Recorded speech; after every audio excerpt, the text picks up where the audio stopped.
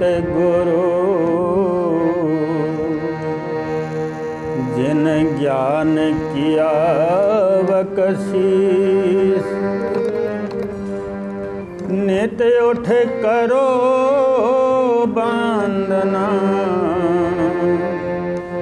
चरण निवाओ।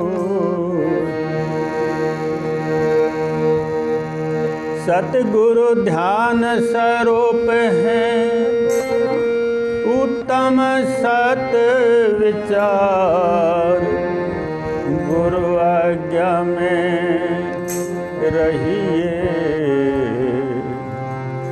तब पावे सत सार। चित्त से चेतन को कर याद प्यारे, चेतन से है चित जिंदा, जिसको तू पुकार।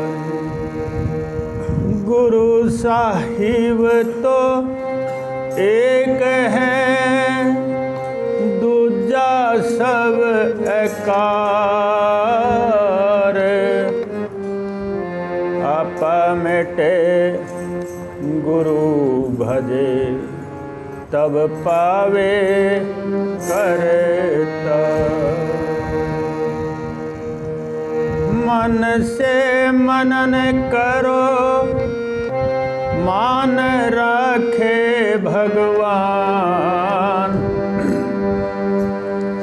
करता धरता वह खुद है, करो उसका ध्यान।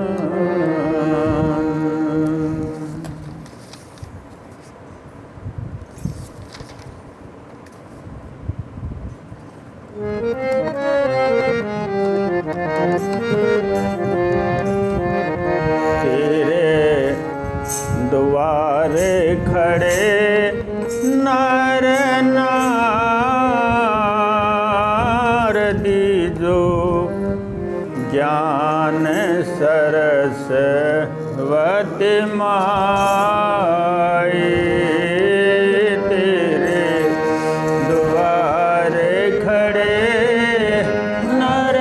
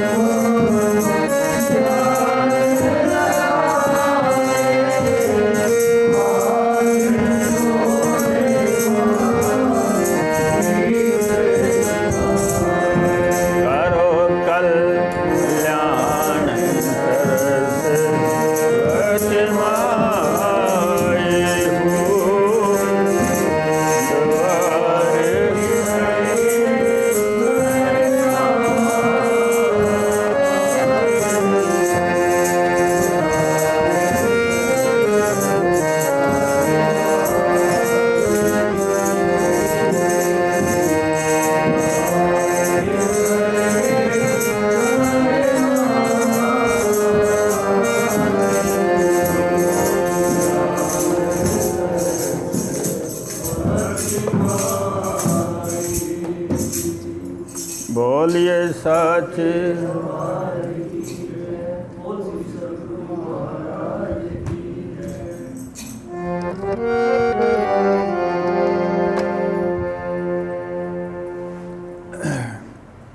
गुरुमुखो, परमपिता परमात्मा ने आपको बुलाया, आप सत्संग में आए। आज का सत्संग सुनेंगे। ये उसी की कृपा है जो आए हैं। तो गुरुमुखो, अब अपने मन को, अपनी बुद्धि को थोड़ा सत्संग के ध्यान में लगाइए और आराम से सुनिए, ताकि परम पिता हमारी बात सुन ले और हमारा कल्याण हो जाए। तो इसलिए कई बार हम आते हैं, बैठते हैं सत्संग में, लेकिन अगर मन ना हुआ सत्संग में तो फिर बता कैसे फ़ायदा हो सकता है। तो कहते हैं कि मन के मते न चालिए, मन के मते अनेक, और जो मन पर असवार है सो साधु कोई एक। यानी हम मन के अधीन हो जाते हैं, लेकिन मन हमारे अंडर में होना चाहिए। हम यानी मन के अंडर में ना हो, मन के ऊपर थोड़ा हमें संशोधन करना पड़ेगा, तब जाकर के बात बनेगी। तो मन के इतने मते हैं कि अनगिनत, जिनको हम खुद भी संभाल नहीं सकते, इतने मन मते हैं। पता नहीं क्या कभी ना देखा होगा ना सुना होगा, वो बात आ जाती है मन लेकर के कड़ीता। तो इसलिए कहा कि मन को थोड़ा परमात्मा के नाम में लगाइए बस, और सुनिए परमात्मा का कीर्तन, सत्संग, प्रवचन। कहते हैं कि मन मुरीद संसार है, गुरु मरीद कोई साध। जो माने गुरु बचन को, ताका मता अगाध। यानी कहते हैं मन मुरीद संसार, मन के अनुसार संसार चल रहा है, मन के अनुसार। और तभी हम दुख भोग रहे। जब हम मन के अनुसार चल रहे हैं ना, तभी दुख भोग रहे हैं। और गुरु मुरियाद, गुरु मुरीद कोई साध, यानी गुरु के अनुसार या गुरु के प्रवचनों पे चलने वाला या गुरु की आज्ञा पर चलने वाला कोई विरला होता है, सब नहीं हो सकते, ऐसा संत कहते हैं। तो कहते हैं कि जो माने गुरु वचन को, ताका मता अगाध। अगर कोई गुरु वचन पर डट जाए और गुरु वचन के ऊपर चलना शुरू कर दे, तो काफ़ी वो ये जो क्लेश हैं इंसान के जुमा, इन काफ़ी क्लेशों से बाहर हो जाता है इंसान। क्योंकि हर इंसान में बड़े क्लेश हैं, बहुत क्लेश हैं। उन क्लेशों से छुटकारा नहीं मिलता, और मिला भी कैसे?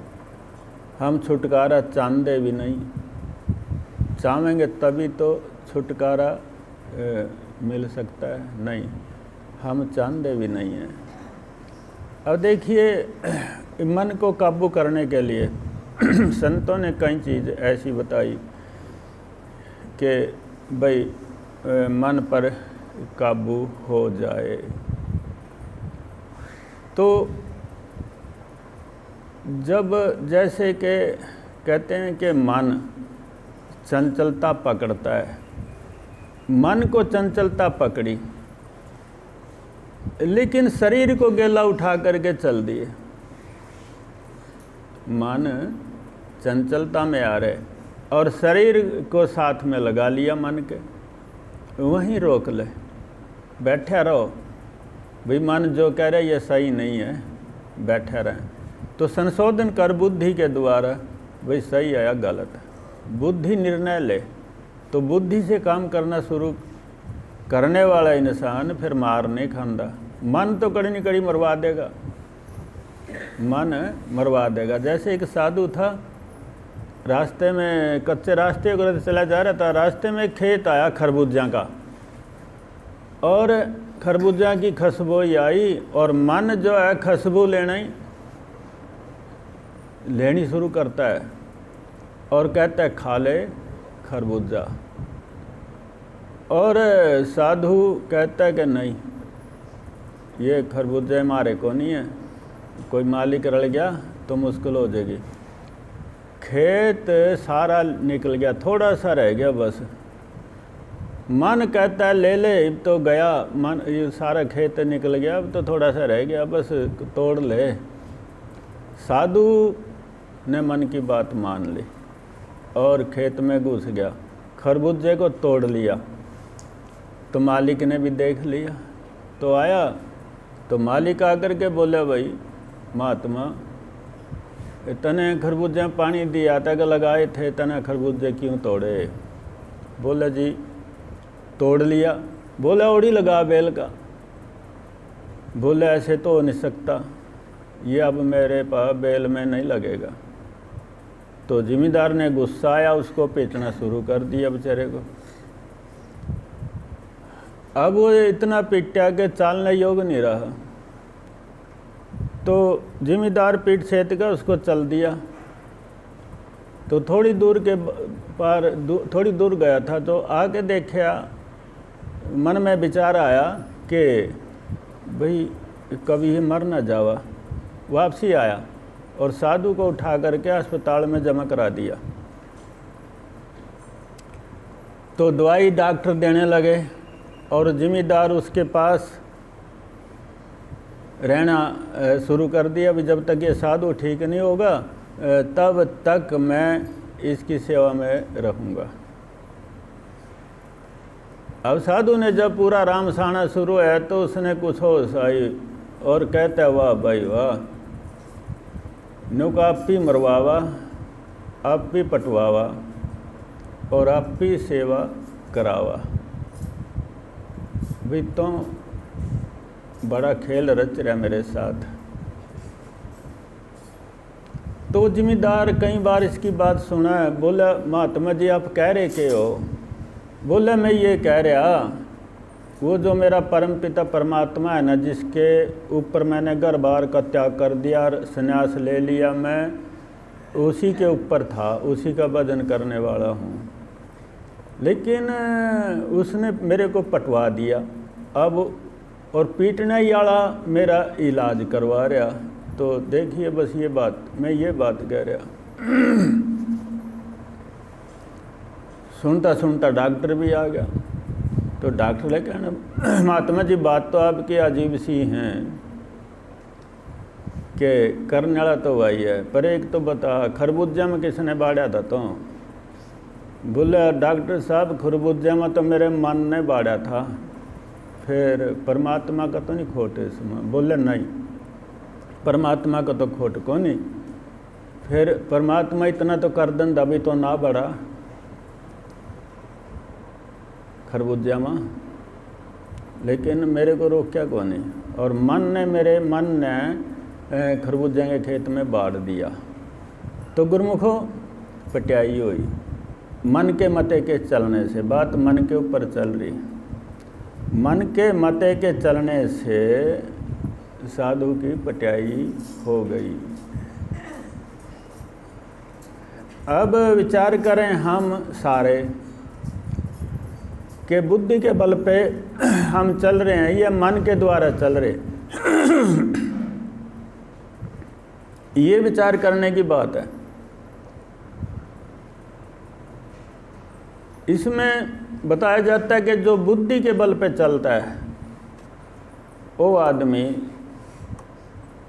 वैसे आदमी थोड़े हैं। जो मन के मते से चल रहे वो बहुत ज़्यादा हैं। ये जो संसार बिगड़ता है तो मन के मते से बिगड़ता है, अगर बुद्धि के मते से चले तो कम बिगड़े।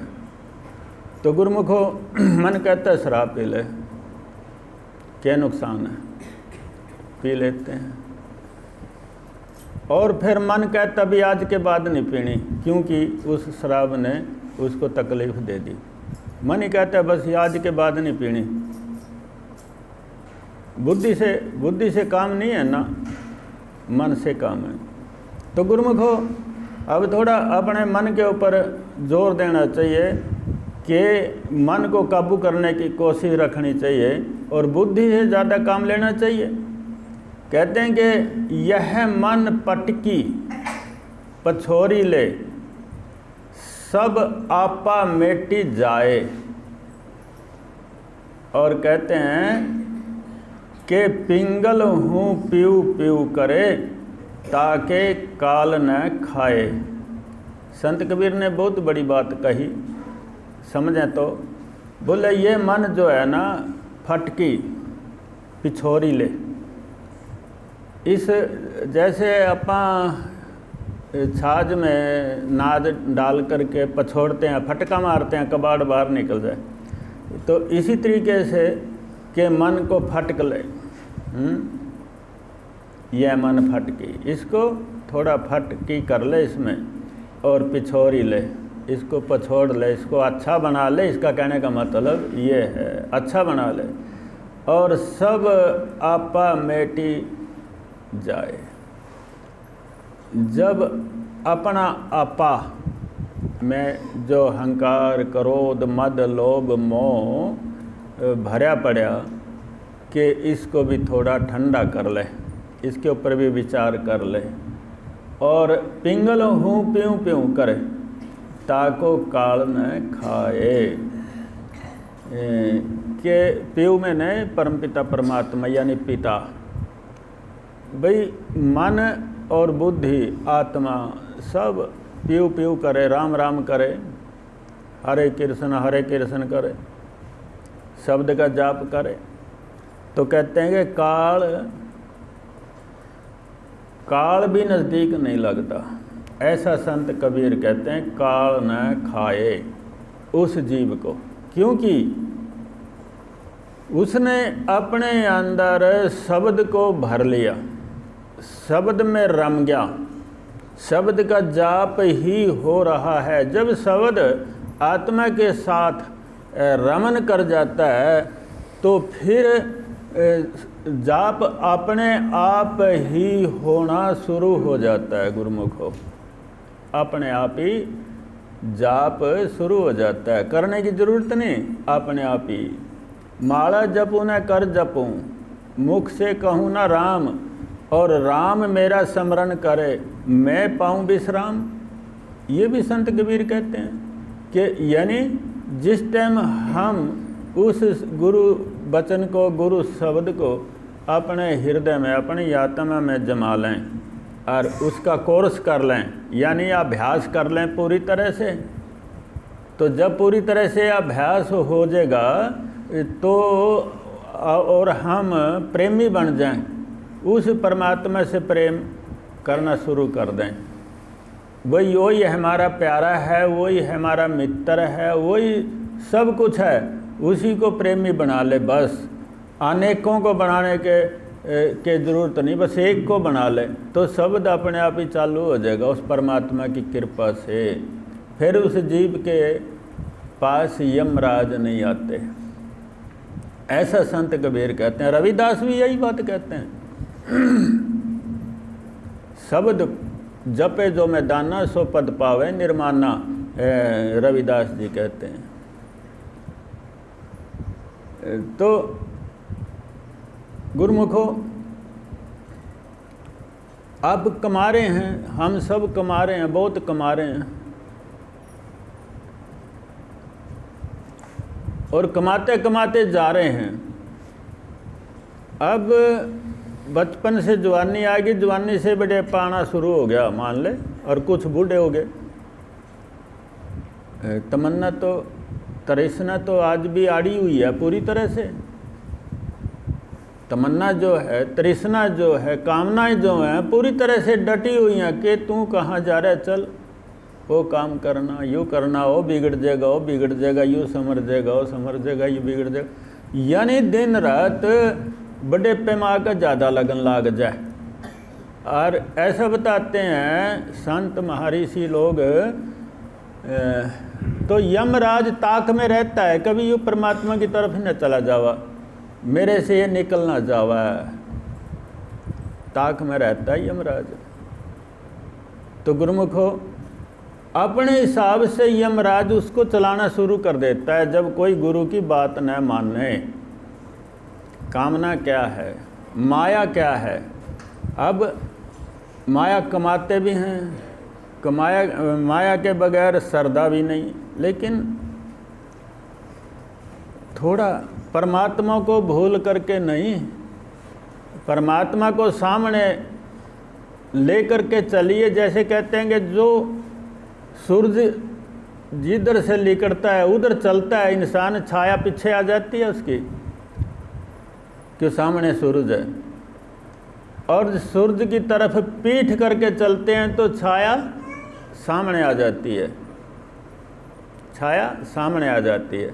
तो इस तरीके से इंसान परमात्मा की तरफ से पीठ करके चलता है, उसके कर्मों की छाया सामने आ जाती है, उसके कर्म उसको ले जाते हैं। फिर जैसे कर्म है, क्यों कर्मों की परछाई उसके सामने आ गई, क्योंकि सूरज की तरफ तो पीठ करके चल दिए। इसी तरीके से परम पिता परमात्मा की तरफ पीठ करके तो चल दिए और कर्मों के अनुसार भुगतान करना शुरू कर दिया।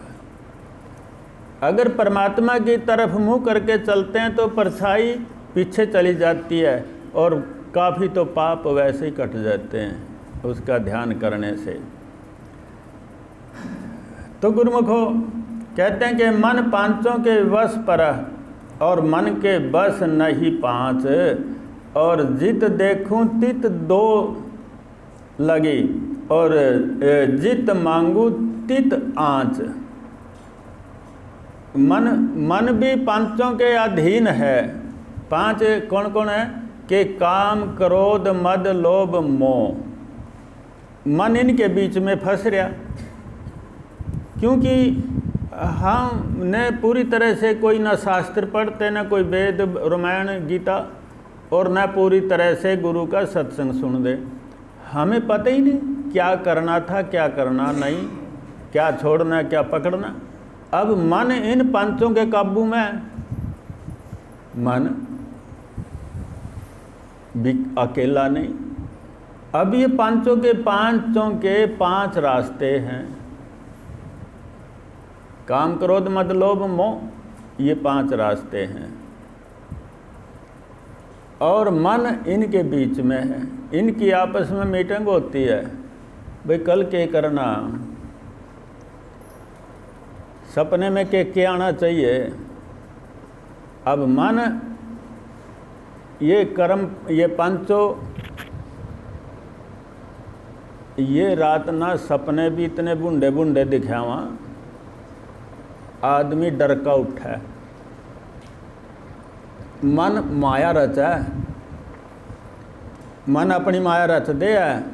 सपना जिसको कहते हैं मन की माया है, एक संसार खड़ा कर देता है मन, और हम सपने में उलझ जाते हैं। ना नींदे हैं, ना नींद में, ना जागने में, एक बीच में फंस गए। तो इस तरीके से फिर भी हमें होश नहीं आई। भी जागृत के समय तो हम सारा दिन कमाते हैं, लेकिन रात को सपना में भी सो नहीं पाते। अब भी होश नहीं, क्या करें। इसमें क्या कोई एहतियात राम गुरु क्या कर सकता है कि जीव नहीं चलना चाहता है अपनी तरफ, परमात्मा की तरफ। संत, ब्रह्मज्ञानी संत कहते हैं तो अपनी तरफ तो चल, थोड़ा उठते ही तो चल पड़ता आगे आगे, अपनी तरफ तो देख, अपनी तरफ तो चल, लेकिन अपनी तरफ चलने का तो ज्ञान नहीं, कैसे चलें। और बाहर की तरफ सब जा रहे, सब बाहर की तरफ जा रहे, करे तो क्या करे। बाहरी दुनिया बहुत अच्छी लगा है, हम दिन रात बाहर ही रहते हैं, बाहर ही रहते हैं, करें तो क्या करें है? तो क्लेश जू की तू, कितना कमा ले क्लेश जू की तू है गढ़ में, क्या करे। एक संत ब्रह्म ज्ञानी भ्रमण कर रहा है, एक राजे की नगरी में पहुंच जाता है। जब राजे की नगरी की तरफ जा रहा था तो रास्ते में उस राजा का एक बाग था, और वो पूरे का पूरा बाग सूख गया, पूरे का पूरा बाग, कोई फल नहीं आ रहा उसमें। और राजा ने कोई वृक्ष भी नहीं कटाया। तो जब पास को निकल रहा था साधु, तो मन में विचार आया, भाई ये बाग क्यों सूख गया। चलो वहीं अंदर घुस गया बाग में, और एक पेड़ के नीचे बैठ गया, और बैठ गया कि सारी रात उसी पेड़ के नीचे भजन करया। वो पेड़ आ रहा हो गया रात में, उसमें कुंबल फूट आई। तो साधु ने देखा, भाई ये तो पेड़ कल तो सूख रहा था, तो इसमें कुंबल फूट गई। शायद ये शक्ति तेरे में है जो कि ये पेड़ हरा भरा हो गया, लेकिन अब तो पूरे बाग को हरा भरा करना है। मन में विचार आ गया, एक अहंकार भी आ गया, भाई तेरे में इतनी शक्ति है, मेरे को तो पता ही नहीं था, सूखे पेड़ आ रहे होंगे। और धीरे धीरे कर कर के पेड़ हरे होने लगे, हरे। और शहर में रुका पड़ गया, कोई साधु आ रहा भाई बाग में, और वो बाग आ रहा होना शुरू हो रहा। तो चमत्कार को नमस्कार, नगरी के लोग साधु को माथा टेकने लगे, जा कर के लाइन लग गई। धीरे धीरे पता चला राजा ने, भाई तेरा तो बाग हरा भरा हो गया। और पता चला भी कोई साधु आकर के टिका हुआ है उसमें, और इसलिए वो बाग हरा भरा हो गया। तो राजा ने विचार किया, चलो कोई ऐसा साधु आया होगा जिसके वजह से बाग हरा हो गया, कोई बात नहीं। अब साधु ने पूछा भी ये बाग किसका, कि ये बाग राजा का है। बोला राजा ने इतनी बड़ी बात सुन करके मेरे दर्शन करने के लिए राजा आया ही नहीं। बोले जी क्या कह सकें, राजा है, नहीं आया।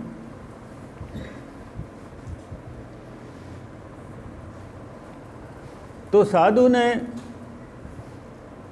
एक घी का कटोरा मंगाया, घी का कटोरा, और एक इंसान घी का कटोरा लेकर के साधु के हाथ में जाके दे दिया। बोला जाओ ये कटोरा राजा से जाकर दे दो।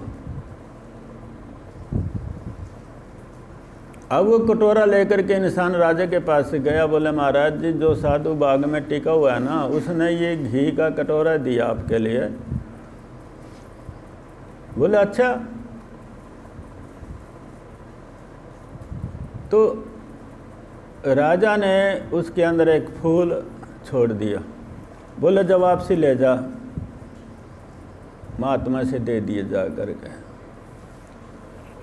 इब राजा साधु के पास फेरोगी का कटोरा वापसी गया, लेकिन उसके अंदर फूल तिर रहा था एक।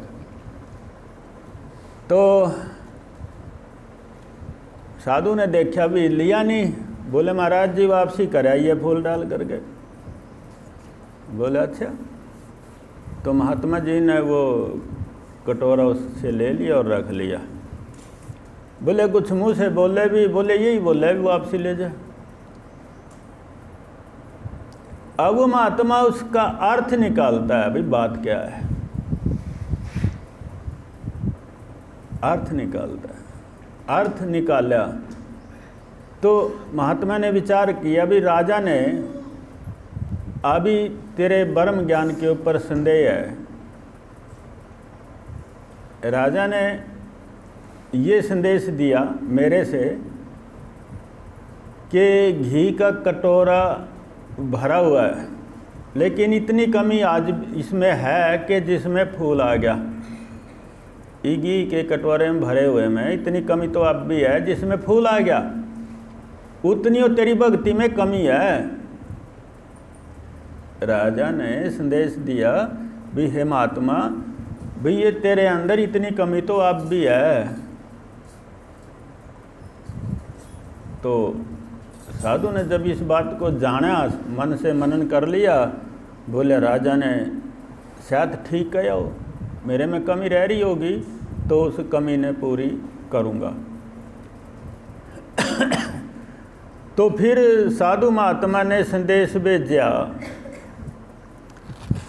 भाई आपसे महात्मा जी मिलना चाहा, राजा से संदेश भेजा। तो संदेश लेकर के गया व्यक्ति, उससे राजा से जा कर के कहा, महाराज जी ऐसे ऐसे बोलते। बोले बहुत अच्छी बात है, जा कर के महात्मा जी से कह दे, आ जाएगा, मिल लेगा मेरे को। तो उस व्यक्ति ने साधु से जाकर के कह दिया, महाराज जी राजा तो खुश है और आप जाकर के मिल सकते हो। बोले ठीक है। तो गुरुमुखों, बड़ी खुशी आई साधु के अंदर भी। आज राज दरबार देखेंगे कैसा होता है। लेकिन एक शब्द है,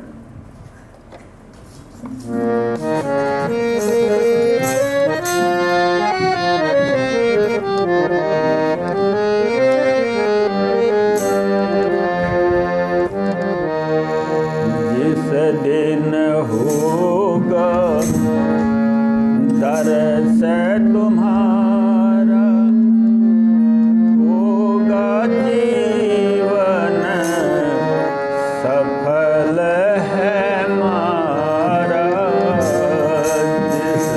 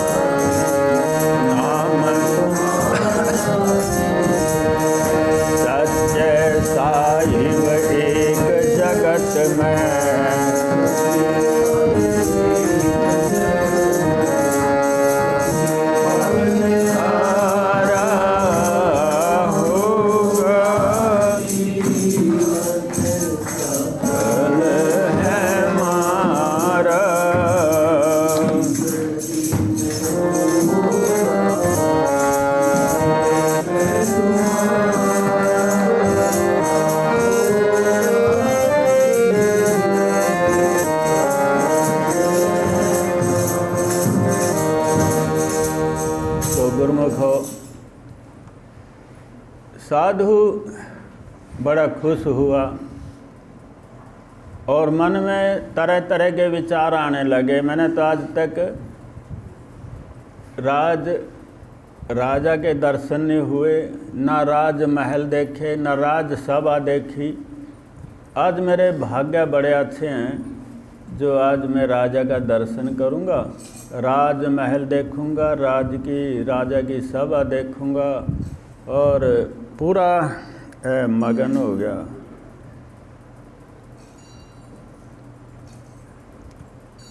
तो संत कबीर कहते हैं कि कबीर मन तो एक है, भावें ताहाँ लगाए, और भावें गुरु की भक्ति कर, भावें विषय कमाए। साधु का मन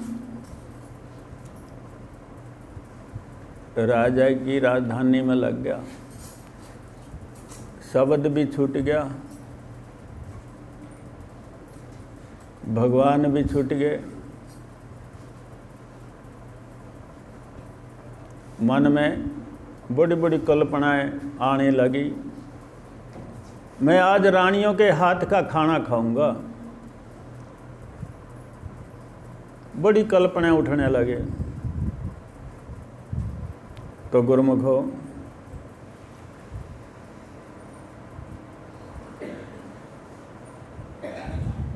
ये क्या है? ये भक्ति में भंग,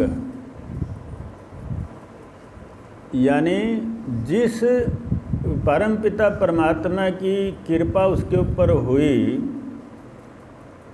घर बार का त्याग कर दिया, परमात्मा की भक्ति में लग गया, संन्यास धारण कर लिया, लेकिन डामाडोल हो गया माना।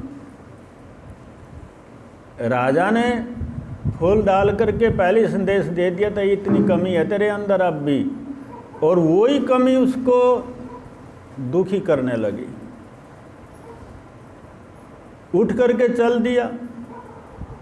10-20 गांव के लोग क्यों चमत्कारी, बाग हरा भरा हो गया तो लोगों के लिए तो ये हो गया ना, ये तो भगवान है, और हमारे राजा ने तो इसके दर्शन आकर के भी नहीं करे, और खुद ही इतना दयालु संत राजा के दरबार में जाने लगे। तो जब राजा के पास साधु चल दिया, जाकर के गेट में घुसा, बोला राजा की सभा कहाँ है, महल कहाँ है? तो एक जो सिपाही था वो ले लिया साथ में और राजा के पास ले गया। राजा एक झोपड़ी में बैठा, छान, राजा ने छान बना रखी, उस छान के अंदर बैठा। तो उस सिपाही ने भी नमस्कार किया और साधु से कहा, महाराज जी यही हमारे राजा हैं। बोले ये आपके राजा कहाँ? मैं नहीं इस बात को मानता। बोले जी क्यों? कि राजा कभी झोपड़ी में रहते हैं? राजाओं के पास तो महल होते हैं। बोले नहीं, हमारे राजा के पास तो ये झोपड़ी है। ये बात चल रही, राजा सब सुन रहा है। तो राजा कहने लगा कि महात्मा जी आओ बैठो, आप तो झोपड़ियाँ के रहने वाले हैं, फिर झोपड़ी से नफरत क्यों? आओ बैठो। बोले राजा आप ही हो क्या? हाँ मेरी को कह देते हैं। मैं तो इस संसार अपने राज्य का एक चौकीदार हूँ, मैं सेवा करने वाला इंसान हूँ। चाहे मेरे को राजा कह ले चाहे कुछ कह ले, लेकिन मेरा मन जो है भक्ति भाव में रहता है दिन रात। मैं राजकान नहीं खाता, मैं खाना अपने आप बना करके खाता हूँ और जनता की सेवा करता हूँ, बस। राजा तो परमपिता परमात्मा है। साधु के होश उड़ गए, पता नहीं क्या क्या मन में उठ रहे थे, वो सारा पानी फिर गया।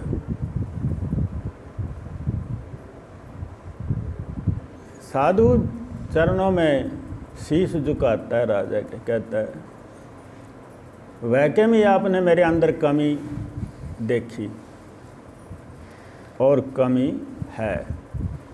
आपको देख करके मैंने महसूस होया कि मेरे अंदर कमी है और यही कमी मेरे को परमात्मा से दूर कर देती, परमात्मा को मैं मिल नहीं सकूँगा। तो राजा कहता है कि साधु आप सोचते हैं मेरे द्वारा बाग हरा हो गया, आप बहुत फले फूले ना समाये, मैं एक अंतर्यामी जैसी शक्ति हो गया, ये तेरी भूल है। बाग तो हरा करने वाला हो परम पिता परमात्मा ही है और आपने इतना अभिमान नहीं करना चाहिए था। बाग को हरा मैं भी कर देता, मैं कैसे करता, मैं परमात्मा से प्रार्थना कर देता तो परमपिता परमात्मा बाग को हरा कर देता, लेकिन मैं क्यों अपनी भक्ति लगाऊं बाग के पीछे, मेरे अंदर कमी आ जाती। मैं झोपड़ी में इसीलिए रहता हूँ कि मेरी भक्ति पूर्ण रहे। मेरे पास कोई बिजली पंखा नहीं है, मैं हाथ से हवा वाला देने वाला पंखा हाथ से मैं झोलता हूँ, अपने ऊपर हवा कर लेता हूँ। मैं किसी नौकर से अपना काम नहीं कराता निजी, मेरे शरीर का काम मैं खुद करता हूँ। तो महात्मा ने उसकी बात सुनी तो बड़ा अचंभा माना कि राजा होते हुए और यूँ एक ऐसा राजा साधु चरणों में गिर जाता है। तो गुरुमुखो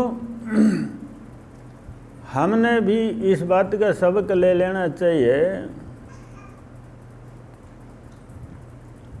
कि राजा होते हुए परमात्मा से मिलन की उसमें लय, परमात्मा से मिलन का उसके अंदर एक बड़ा भारी प्रेम था। और कहते हैं मन के मारे बन गए बन तजी बस्ती माही। राजा कहता है कि मन के मारे तो बन गए महात्मा जी और बन तजी और बस्ती माही, बन तज करके आज मेरी बस्ती में आ गए। ये कौन है? ये आपका मन है। और कहे कबीर क्या कहिए यह मन टरे नाही। मन अपने बल चला लेता है, बड़े बड़ों को मन अपने अंडर में कर लेता है और इंसान उस मन का बंध है, चल पड़ता है। तो गुरुमुखो राजा कहता है महात्मा जी सुन मेरी बात, जो मैं करता हूँ सो आप नहीं कर रहे। मैं खुद जपता हूँ, दूसरों को जपाता हूँ। मैं 50-100 हजार आदमियों की एक टीम बुलाता हूँ रोजाना, उनसे नाम का जाप कराता हूँ, उनसे साधना कराता हूँ। लोग आते हैं, कुछ तो राजा की आज्ञा मान करके और कुछ मेरा साधु भाव देख करके आते हैं और वो लोग साधना आ करके करते हैं। हे महात्मा जी, एक दिन 1000 पूरे आदमी साधना में लगे हुए थे, पूरी तरह से ध्यान में अटूट विश्वास करके लगे हुए थे। और एक दिन क्या होता है, मेरी इस साधना के बीच एक किरण आती है। मैंने देखा ये क्या है, तो मैंने देखा दूर यमराज खड़े। यमराज भेष बदल रखा, उसने एक किरण छोड़ी प्रकाश की भी राजा ताकि मेरे को समझ ले मैं आ गया। यूँ कहा, हे महात्मा जी, जब मैंने यमराज को देखा उसका रूप दूसरा था। अब भगवान के भक्त को यमराज अपना दर्शन नहीं देंगे।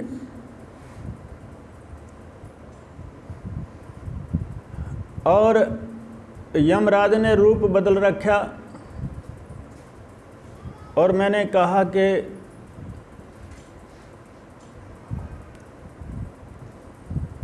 ये आप यहाँ किस लिए आए, कौन हो? तो उसने बताया कि आपको ये तो पता चल गया मैं कौन हूँ, पर आपके जो इस साधना में 4 आदमी हैं जिनकी आज मृत्यु है। 4 आदमी इस साधना में आए हुए हैं जिनकी आज मृत्यु है, और मैं आपके भय से आपके साधना में घुस नहीं पाया। मैं आपसे कहता हूँ भी इनको बाहर काट दें।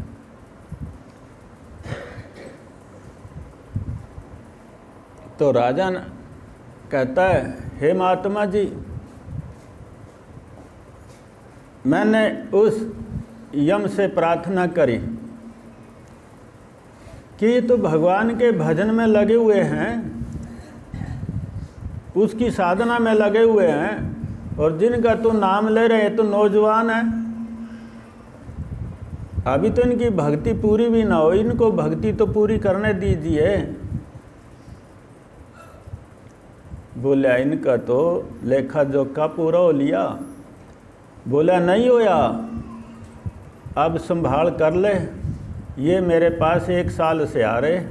बोला, अच्छा, और इनको जितने सांस लेने थे उससे आधे ले रहे। ये साधना में अगर 100 श्वास लेने हैं तो 50 ले रहे, और भजन में उन श्वासों को लगा रहे। आप कैसे ले जा सकते हो?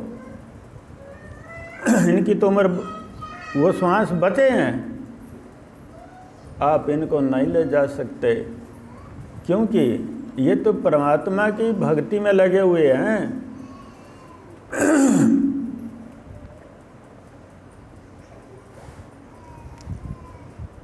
कहते हैं कि 3 लोक चोरी भई, सबका धन हर लिया, और बिना शीश के चोरवा पड़ा न काहू चिन्ह।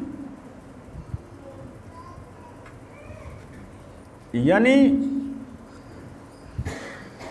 जिस आत्मा को इस शरीर से ले जाना चाहते हैं उसकी तो कड़ी पैड भी नहीं होने की, क्यों शरीर तो यहीं रह जाएगा। अब इस शरीर को आत्मा से छुटा करके आप नहीं ले जा सकते, क्योंकि इनको परमात्मा की भक्ति में लगे रहने दीजिए।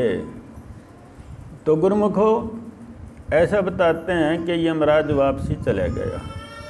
क्यों चले गया? कि राजा ने ये बात कही थी सारी संगत से, भाई साधना उसका नाम है कि अपने श्वास बचाइए, परमात्मा के नाम में लगाइए। जितने आपके श्वास बचेंगे उतनी आपकी उम्र बढ़ेगी। राजा का एक नियम था, साधकों को 1 टाइम खाना देता था, बाकी साधना करनी है।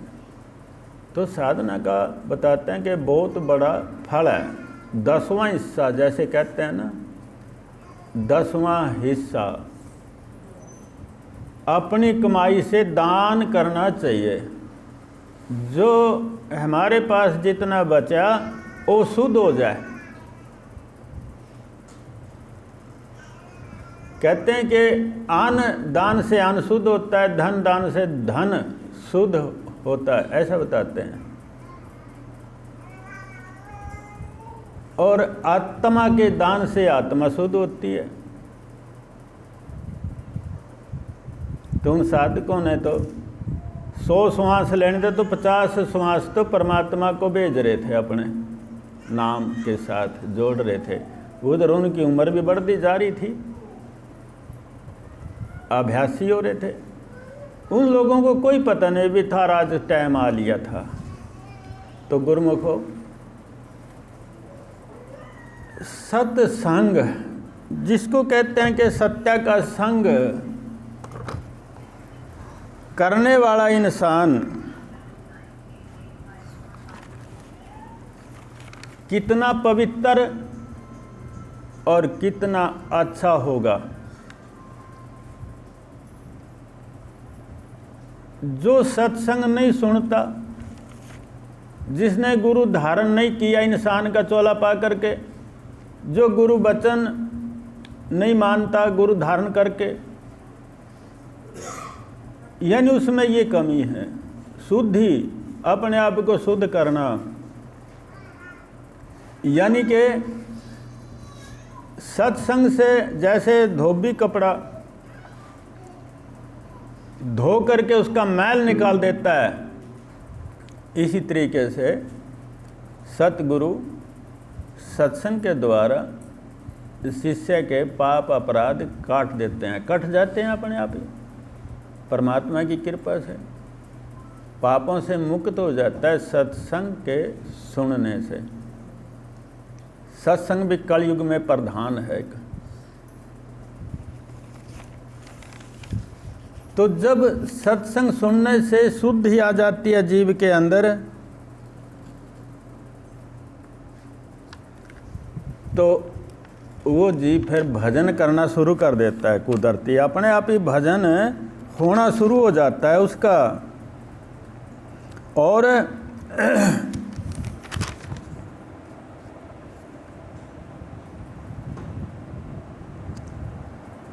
तो गुरुमुखो, सत्संग साधना, सत्संग में भी उतनी ताकत है जितनी साधना में है। तो हमें सत्संग भी छोड़ना ना चाहिए।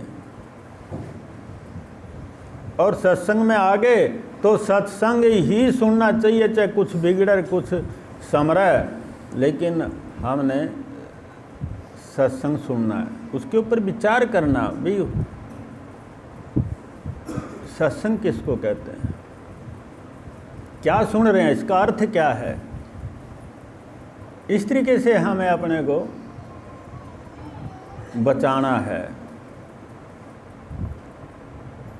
पता इतिहास हमारे ऋषि मुनि पता क्या कहते हैं, वो कहते हैं कि जिसने मानव शरीर पा करके परमात्मा की भक्ति ना की, वो कृपण है।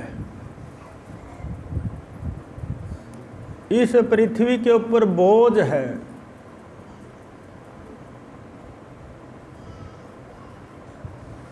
उसके हाथ का नहीं खाना चाहिए। ऐसा है हमारे ऋषि संत महापुरुष शास्त्रों में कहते हैं, ब्रह्म ज्ञान में कहते हैं। निर्मल मन अंतःकरण शुद्ध जिसका हो जाएगा, वो तो बस एक दिन पार होगा। एक शब्द है,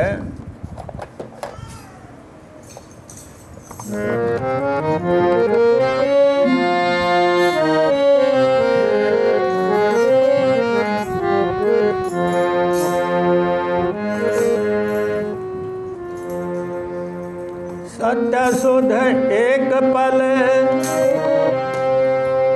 जो अंतःकरण शुद्ध हो जाए,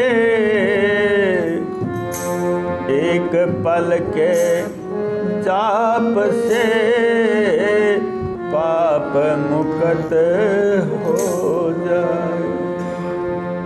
अगर एक पल हमारा मन शुद्ध होकर के परमात्मा का सुमरण कर लेना, एक पल में ही बात बन सकती है।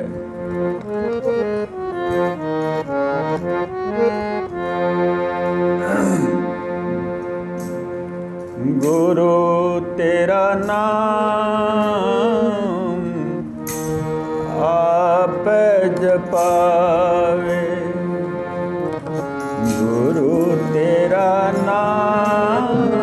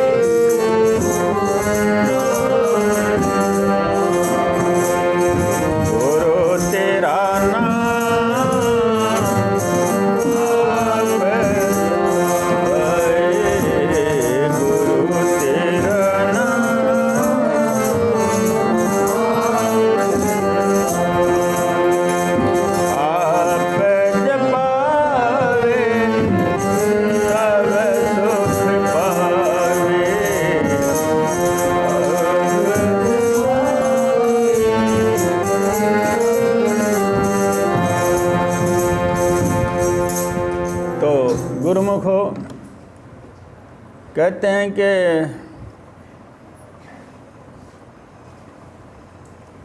गुरु नाम जपे, अपने आप को भी संभाल लिया और उसको देख करके शायद कोई दूसरा भी संभल जाए,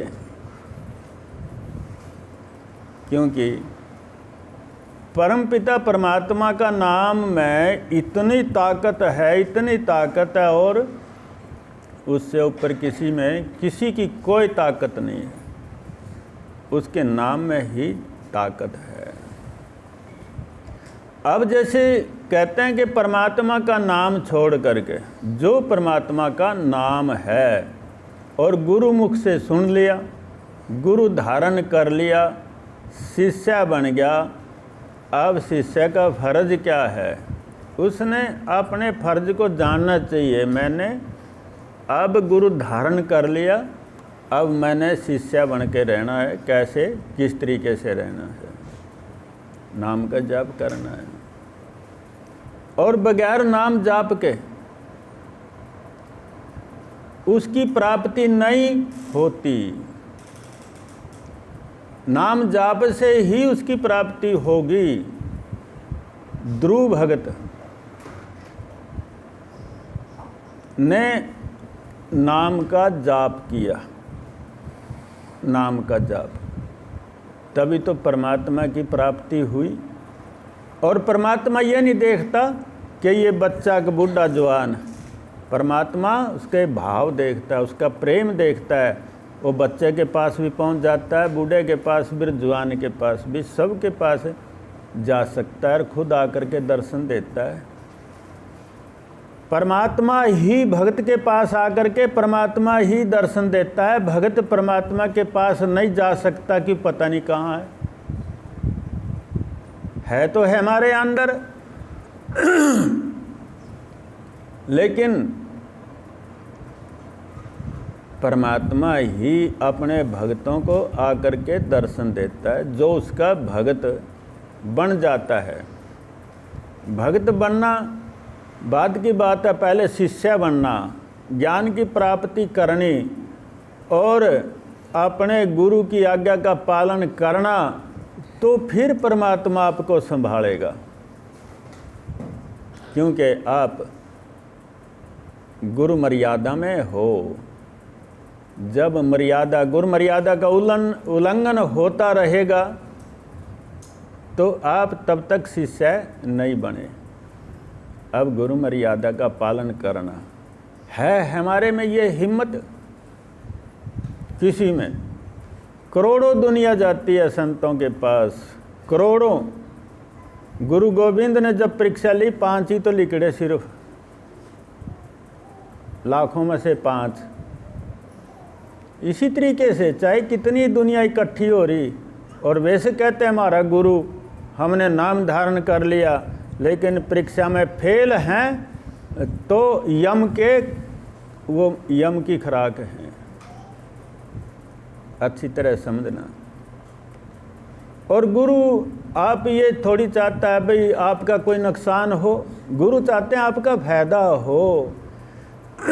एक परमार्थी शक्ति और एक व्यवहारी शक्ति, संसारी। आप गुरु ले जाते हैं परमार्थ की तरफ, आप खींचे जा रहे हैं संसार की तरफ, तो परमात्मा को कैसे पावेंगे? उसके पाने का तो तरीका यही है कि उससे प्रेम करना, उसके अंदर ही रहना 24 घंटे परमात्मा के नाम में। तो गुरुमुखो, अपने जीवन को तो संभाल करके देखो। कहते हैं कि नाम जपे जो अमर पद पावे और जन्म जन्म से मुक्ति पावे। जो नाम जपे और अमर पद पाता है इंसान, और बिना नाम के फिर जाओ धक्के खांदे।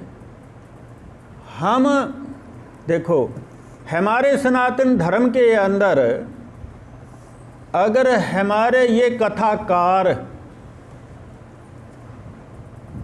सही हो जाएं, सही कथा सुना दें, बिना लाग लपेट के, बिना किसी झगड़े के, बिना किसी ढोंग के, कि बहुत दुनिया समझ जाए। लेकिन हमारे कथाकार तो ढोंग में उनको लगा रहे हैं। हमारी जनता सोच रही है कि भी कथा सुन के आवेंगे और फलाना बापू आकर के कथा सुनावेगा। बापू भी कहीं है, एक आधा नहीं, और कथाकार भी बहुत से हैं। अब बाप कथा कर रहे तो बेटों को भी सिखा रहा वही चीज़ भी, जितना झूठ में बोल रहे उतना ही तो तना बोलना, तब जाकर के दुनिया जुड़ेगी। कहते हैं कि मिट्टी के शिवलिंग बनाओ।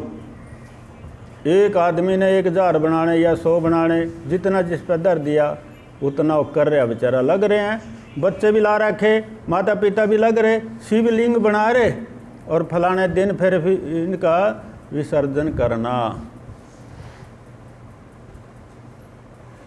परमात्मा की प्राप्ति हो जाएगी, ऐसा हमारे कथाकार कह रहे हैं ये बात। और फिर उदाहरण देते हैं, पुराण के अंदर लिखे हुए आइए, आप समझने की बात है। पुराण किसने लिखे? ऐसे ढोंगी लोगों ने लिखे, पेट के दुखिया ना जो उनसी ऐसी बातें लिख देते हैं। अगर शिव की प्राप्ति हो तो गुरु नानक देव ने क्यों नहीं शिवलिंग बनवाए गारे के? संत कबीर ने, रविदास जी ने क्यों नहीं बनवाए हैं? नामदेव जी भगत ने क्यों नहीं बनवाए? एकनाथ जी ने क्यों नहीं बनवाए?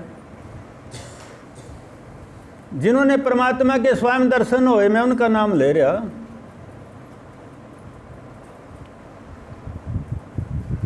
दुनिया को इन कथाकारों ने परमात्मा से बहुत दूर कर दिया, बहुत दूर। सत्य को जानने के लिए एक ब्रह्मज्ञानी गुरु की ज़रूरत है। सत्य को जानने के लिए एक ब्रह्मज्ञानी संत की ज़रूरत है। एक कथाकार ने कहा था, जाना तो सारी हैं ये, एक कथाकार ने कहा था भी हमारे कथाकारों ने कथा संभल के बोलनी चाहिए, हमारी दुनिया बात मानती है, दुनिया को भटकाओ मत। एक कथाकार ने यह बात कही थी एक बार। तो गुरुमुखो, अब कुछ बातें ऐसी हैं कि जिनका हमने कोई लाभ नहीं हो सकता और हमने अपने जीवन को बर्बाद कर दिया। अगर आप 5 मिनट सच्चे मन से अपने ही घर में आसन बिछा करके उस परम पिता से प्रार्थना करें, उसका नाम का जाप करें, तो कितना लाभ मिलेगा। रोजाना यही करना शुरू कर दे, सिर्फ 5 मिनट। ज़्यादा तो बात छोड़िए, तो सिर्फ 5 मिनट ही, और 5 मिनट तो मैं बहुत ज़्यादा कहता हूँ। अगर आपका अंतःकरण शुद्ध हो जाए, आपकी चित्तवृत्तियाँ सारी, मन सब कुछ एकदम परमात्मा में लग जाए, 1 सेकेंड का काम है। गुरु गोविंद सिंह कहते हैं ये बात, क्षण, 1 क्षण लगता है परमात्मा को मिलने से, लेकिन हमारी चित्तवृत्तियाँ अगर लग जाए तो पूरी तैयार हो करके, पूरी तैयार हो करके। तो गुरुमुखो, भक्ति कैसे होती है? ऐसे होती है भक्ति, मैं बताता हूँ। एक फौजी घर पे आ रहा छुट्टी पे, उधर से युद्ध की तैयारी होगी, उस पे संदेश आ गए, फटाफट आ जा, युद्ध होगा। तो फौजी फौरन तैयार हो गया, फौरन 1 मिनट की देरी नहीं करी। पत्नी से, माता से, भाई से, बाप से कहता है कि मैंने जाना है और युद्ध होगा।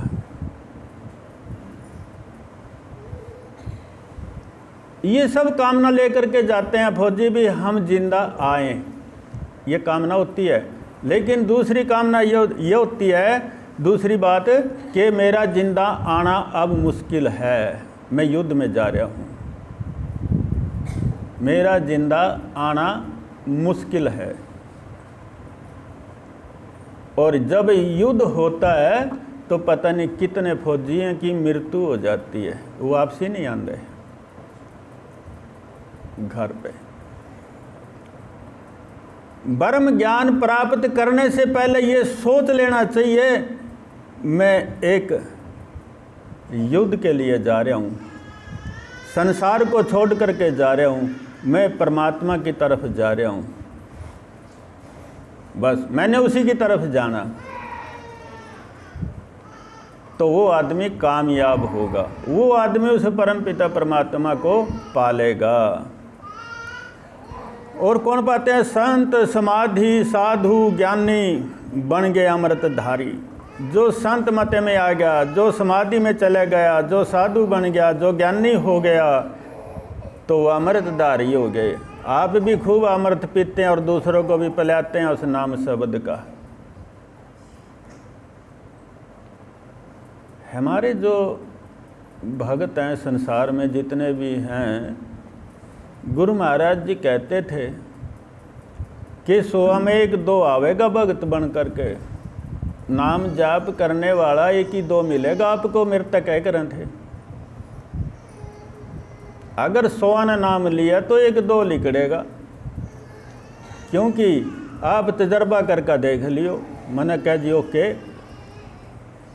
कि साधना में बुलाना शुरू कर दिए, साधना में। अब देखिए फिर आवेंगे साधना में, फिर आखिरी कितने रह जाएंगे आपके पास? एक भी नहीं रहा। 10-15 आदमी ने साधना करी 10 दिन की, और 1 आदमी ने दर्शन होए, एक इंस्पेक्टर ने दर्शन होए स्वयं, और बाकियों को कौन ही हुए उस साधना में। आगे पीछे हो गया तो पता नहीं क्या तकलीफ थी साधना में आने से। कहते हैं कि हम भक्ति करें, हम दुखी हैं, परमात्मा की तरफ जाने की तैयारी कर ली। इसी तरीके से सत्संग की बात है, ऐसी ऐसी बातें सुनाओ।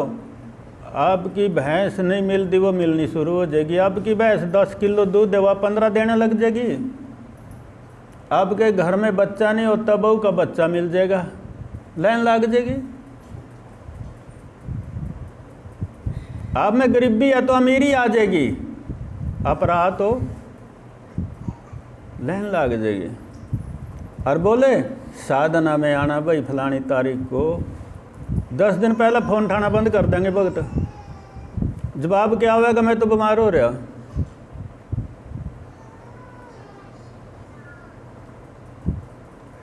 शर्म आनी चाहिए।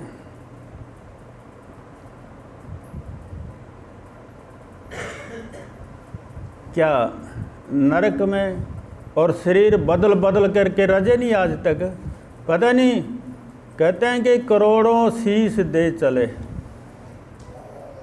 राजा यमराज को, एक शीश गुरु को नहीं दे चले। जो आपने नरक से बचाता है। करोड़ों शीश, पता नहीं कितने लाखों करोड़ों जन्म हुए मारे, और यमराज ने मारे। हम परमात्मा को पाना चाहते हैं, हम नरक से छुटकारा पाना चाहते हैं। कैसे छुटकारा मिल जाएगा जब आप गुरु की आज्ञा का पालन नहीं हो रहा है?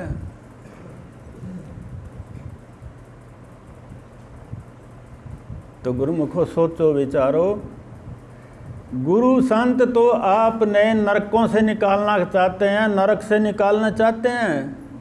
बिल निकल जा किसी तरीके से। बड़ी कोशिश करते हैं हमारे संत, बहुत कोशिश करी और करते आ रहे हैं सब।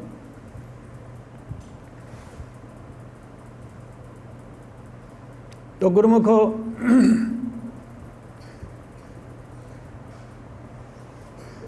कहते हैं कि कर्म का अंक मिटे ना बिन सतगुरु सत्संग के।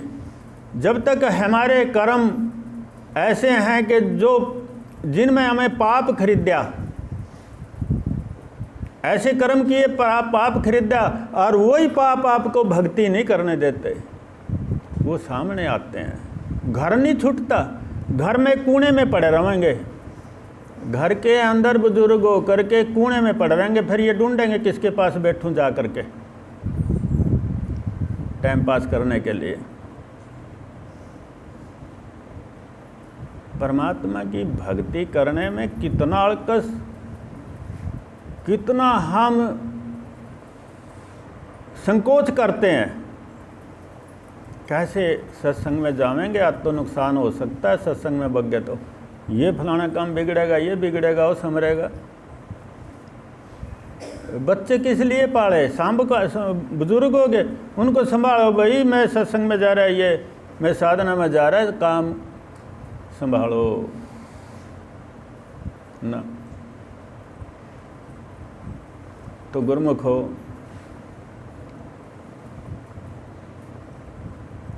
गुरु महाराज जी कहते थे, आज गुरु महाराज जी के शब्द बहुत ध्यान आ रहे हैं मेरे को।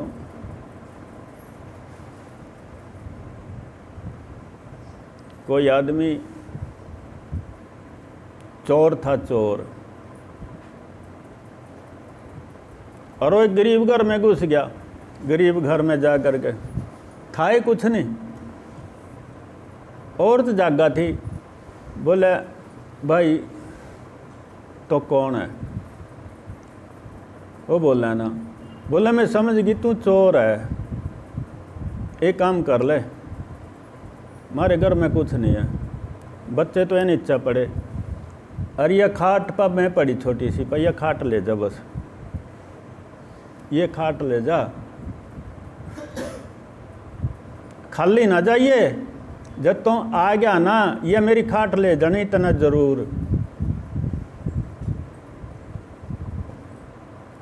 अब चोर सोचा भी डूब का मरूं, मैं अपना मुख दिखाने योग्य नहीं रहा, मैं किसी को, मैं क्या करूं? मैंने ऐसे घर में आकर के चोरी का वो करया आने का भी मैं चोरी करूंगा इस घर में। तो गुरुमुखो, वो चोर कहता है, बहन मेरे को पता नहीं था आप इतने गरीब हैं, तो मेरी बहन है, और आज के बाद में चोरी नहीं करूंगा, चाहे मैं भूखा मर जाऊं, चाहे कुछ भी हो जाए, लेकिन मैं चोरी नहीं करूंगा, और तो मेरी धर्म की बहन है। फिर वह औरत कहती है, भाई तना अपनी जात पहचान ली, अब तना अपनी जात की पहचान कर ले, तू मानस जाति है, तू मानस की जात का है, तू इंसान है। क्योंकि अगर शेर घुस जिंदा मेरे को खा जिंदा, मेरे बच्चे ना खा जिंदा, तू चोर है, लेकिन तने फिर भी अपनी जात पहचान ली, क्यों? इंसान है, तो इंसान की जाति का है, तो शेर की जाति का नहीं। तो गुरुमुखो, आज इस सत्संग के अंदर ये सब के ले लो, अपनी जाति को पहचान लो।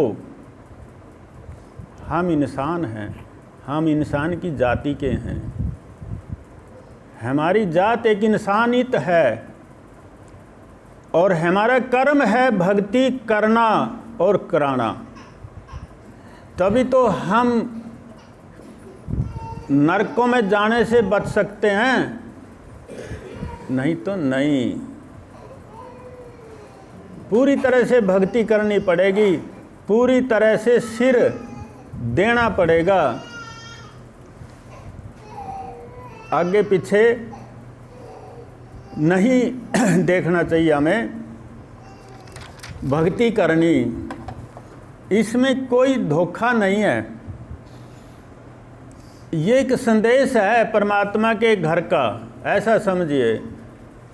उस संदेश को अपने ऊपर लागू करना, और परमात्मा संदेश देता है संतों के द्वारा,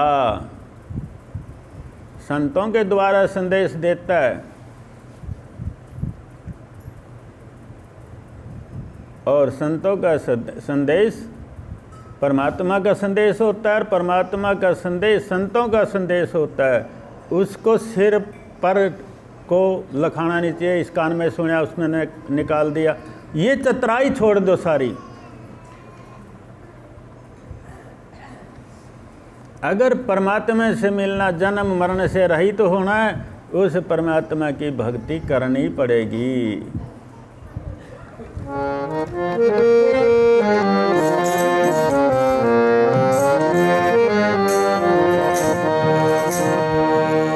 न कुछ तेरा न कुछ मेरा, न कुछ तेरा न कुछ मेरा। प्रभु की लीला देखो, प्रभु की ओ आत्म का बसेरा।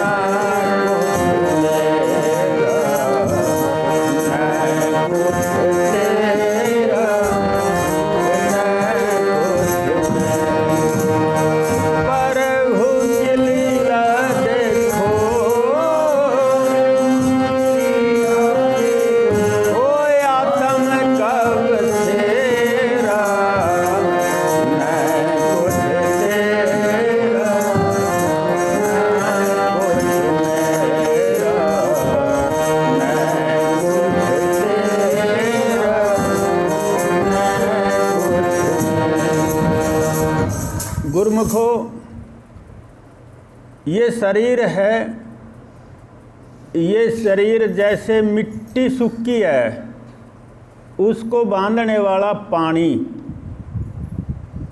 उसका पिंड बना देता है। सूखी मिट्टी नहीं रहती, एकदम उसका एक गारे का पिंड बन जाता है। कितनी आंधी चल लो उड़ेगा नहीं। इसी तरीके से एक शरीर है, आत्मा ने बांध रखा। ये शरीर आत्मा ने बांध रखा और आत्मा इसके अंदर ना रही तो ये माटी का पिंड है, जिसको कहते हैं मैं हूँ। तू है कौन? कुछ भी नहीं, मिट्टी है तू तो। इस शब्द के द्वारा समझे, ना कुछ तेरा ना कुछ मेरा, प्रभु की लीला देखो ये आत्मा का बसेरा। जैसे एक वृक्ष की टाहनी पर चिड़िया बैठी, उड़ गई, दूसरे बजा बैठी, इसी तरीके से आत्मा यहाँ से निकली, दूसरे शरीर में चली गई। ये तो आत्मा का बसेरा है, आत्मा का बसेरा। आत्मा के द्वारा ही ये संसार है। वृक्ष आत्मा, जल आत्मा, पृथ्वी आत्मा, पर्वत आत्मा, सूर्य आत्मा, चंद्रमा आत्मा, ये सब आत्मा के द्वारा जुड़े हुए हैं। संत कुमार जी नारद मुनि से उपदेश देते हैं, ये भाई नारद, ये सब आत्मा का खेल है। तू आत्मा को जान ले, क्यों तू बोझ में मरदा फिरा है। बोले के लाद रहा यो सिर पर। बोले 4 वेद, 6 शास्त्र, 18 पुराण, 27 स्मृति। बोले जब समुद्र में फेंका है ना, फिर मेरे से ज्ञान प्राप्त करने के लिए आइए। गुरुमुखो, आप उपनिषद पढ़ो, कान खुलेंगे दबादब। संत कुमार ने सारे शास्त्र समुद्र में गिराए थे। फिर नारद मुनि से कहा, नंगे पैरें दंडवत प्रणाम कर अच्छी तरह गुरु मान ले। नारद मुनि ने वही करा। सुन नारद, जो देख रहा सब आत्मा का बसेरा है ये, ना तू है ना मैं, सिर्फ तू भी आत्मा मैं भी आत्मा। भूमा के द्वारा नारद से उपदेश दिया, भूमा के द्वारा। पढ़ो तो उपनिषद पढ़ के देखो, और गुरु करो तो ब्रह्म ज्ञानी गुरु करो।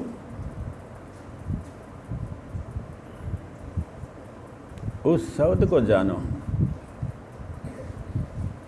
उस आत्म ज्ञान को जानो, जिसके प्राप्त करने से आमर पद मिलता है। जिस शब्द को प्राप्त करने से अमर पद मिलता है, अच्छे लोकों में जाकर के हमारा बसेरा होगा। न कुछ तेरा न कुछ मेरा, न कुछ तेरा,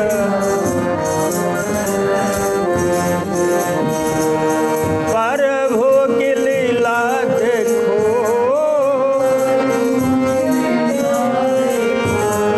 आत्म का बसेरा। न कुछ तेरा ओ ना कुछ मेरा, न कुछ तेरा ना कुछ।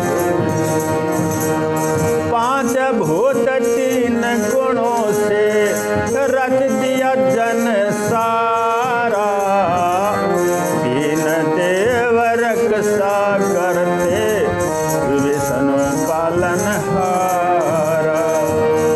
पांच भूत तीन गुणों से रच दिया जन सारा, तीन देव रक्षा करते।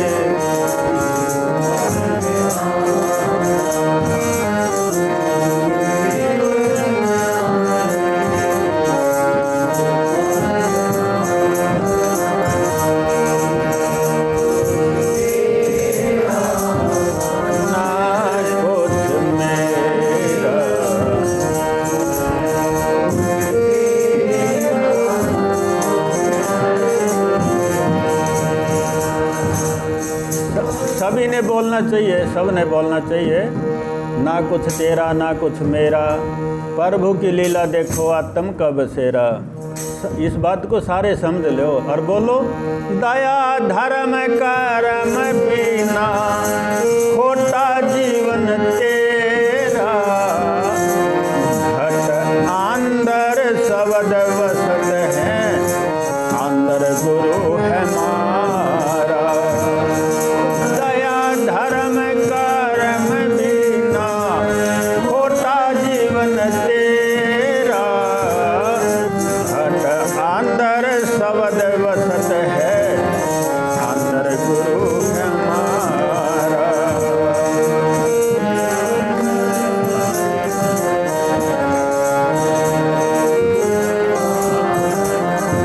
न कुछ तेरा ओ ना कुछ मेरा, ना कुछ तेरा न कुछ मेरा,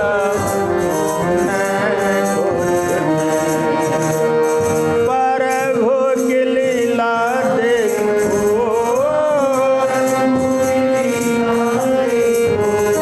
आत्म का बसेरा। न कुछ तेरा न कुछ मेरा, न कुछ तेरा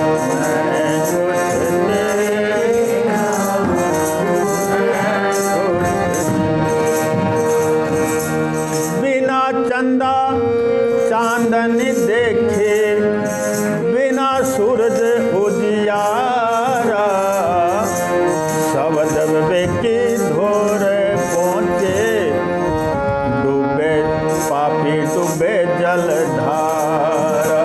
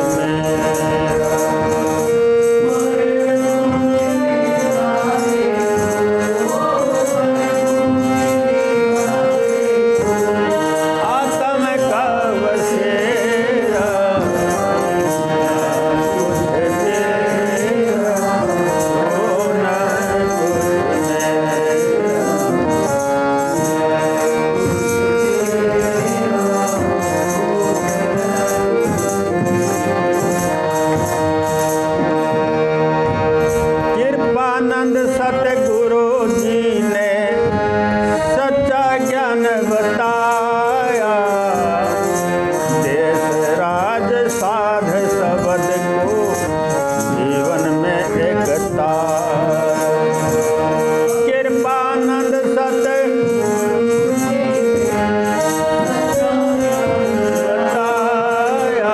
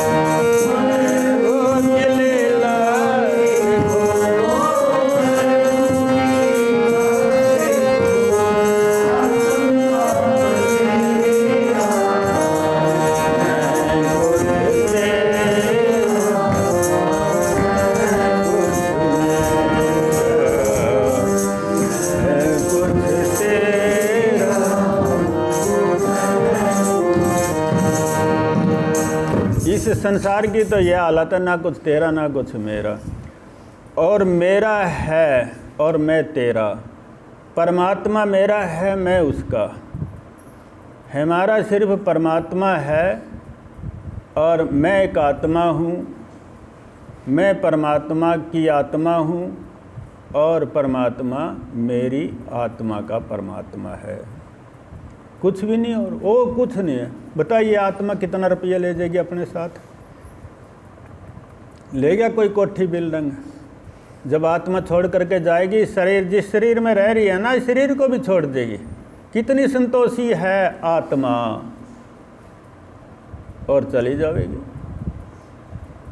ना उसका कोई बेटा, ना कोई पोता, ना कुछ, सिर्फ आत्मा। वो तो अपने परमात्मा के पास जाना चाहती है, और इंसान योनि में आई तो उसका भजन करना चाहिए, अपनी आत्मा को बचाना चाहिए। पल पल बीता तेरा, पल पल बीता जाए, मुख से जप ले ओम नमः शिवाय। तेरा पल पल बीता जाए, जप ले ओम नमः शिवाय। तेरा पल पल ओम नमः शिवाय। तेरा पल पल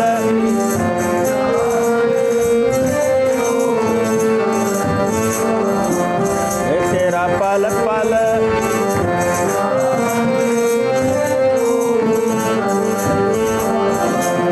तेरा पल पल आ जाए, जप ले ओम नमः शिवाय। तेरा पल बीता जाए, जप ले ओम नमः शिवाय।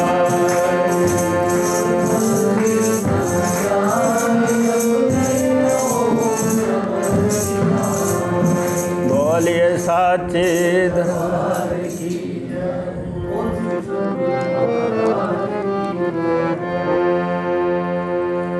दाता तेरी आरती, सतगुरु आरती गावे बारंबार।